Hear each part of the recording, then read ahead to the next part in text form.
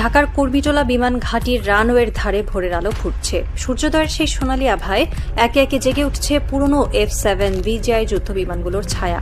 টেকনিশিয়ানরা হ্যাঙ্গারে শেষ রাতের চেকলিস্ট শেষ করে ক্লান্ত চোখে আকাশের দিকে তাকাচ্ছেন। ঠিক সেই মুহূর্তে হঠাৎই বেজে উঠল সাইরেন। জরুরি রেডিও বার্তা ভেসে এলো, অজ্ঞাত বিমান শনাক্ত, গার্ড স্ক্র্যাম্বল। ককপিটে ঝাঁপিয়ে পড়লেন দুই পাইলট। সেকেন্ডের মধ্যে ইঞ্জিনের গর্জন, রানওয়ে ছেড়ে উঠে গেল ধাতব পাখি।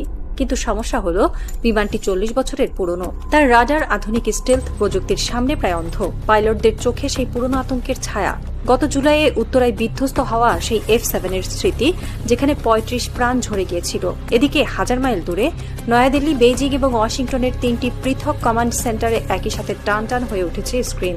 স্যাটেলাইট ফিডে তারা দেখছে বাংলাদেশের আকাশসীমায় সেই পুরনো বিমানটির নিঃসহায় টহল।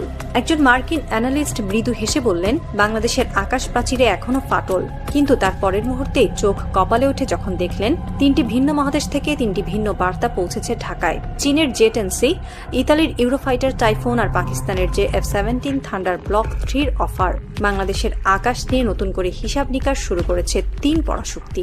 কিন্তু কেন? গত জুলাই 2025 উত্তরার আকাশে ধোয়ার মেঘ, একটি F-7 বিজিআই বিধ্বস্ত, 35 নাগরিকের প্রাণহানি। এটি ছিল শুধু একটি বিমান দুর্ঘটনা নয়, এটি ছিল বাংলাদেশের সামরিক ইতিহাসের সবচেয়ে কঠোর ওয়েক আপ কল। বাংলাদেশ বিমান বাহিনীর বর্তমান অবস্থা: মোট 212টি উড়োজাহাজ, কিন্তু কার্যকর ফাইটার মাত্র 44টি। এর মধ্যে 36টি পুরনো F-7, সোভিয়েত MiG-21 এর চীনা কপি, যার গড় বয়স 40 বছরের বেশি। একজন অবসরপ্রাপ্ত এয়ার মার্শালের কথায়, এটি বিলাসিতা নয়, জাতীয় বেঁচে থাকার প্রশ্ন।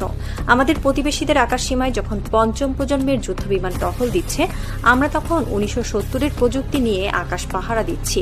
এই প্রেক্ষাপটেই ডক্টর ইউনূসের নেতৃত্বাধীন অন্তর্বর্তী সরকার শুরু করে এয়ার পাওয়ার রিসেট। চীন থেকে 20টি জেট-এনসি, ইতালির সাথে 16টি ইউরোফাইটার টাইফুনের লেটার অফ ইন্টেন্ট, পাকিস্তানের সাথে যে F-17 থান্ডার ব্লক 3 নিয়ে অগ্রবর্তী আলোচনা। কিন্তু সরকার পরিবর্তন। নতুন সরকার প্রধানমন্ত্রী তারেক রহমান সংসদে ঘোষণা দিলেন, সেনা নৌ বিমান বাহিনীর পূর্ণ আধুনিকায়ন হবে। প্রশ্ন হলো, শুধু প্রতিশ্রুতি নাকি বাস্তবায়ন?